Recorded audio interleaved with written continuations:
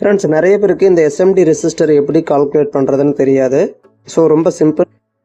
Play ஸ்டோரில் போய்ட்டு SMT resistor ஆப்னு அடிச்சிங்கனாவே வரும். ஈஸியாக நம்ம கால்குலேட் பண்ணிக்கலாம். இப்போ உதாரணத்துக்கு பாருங்கள், இந்த இடத்துல 104ன்னு கொடுத்துருக்காங்க.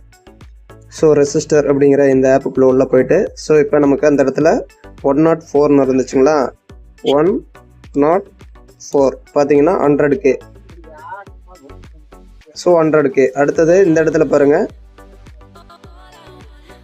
274 அப்படின்னா ஸோ அது என்ன வேல்யூ அப்படிங்கிறத இப்போ நம்ம பார்க்கலாம். 274 270K.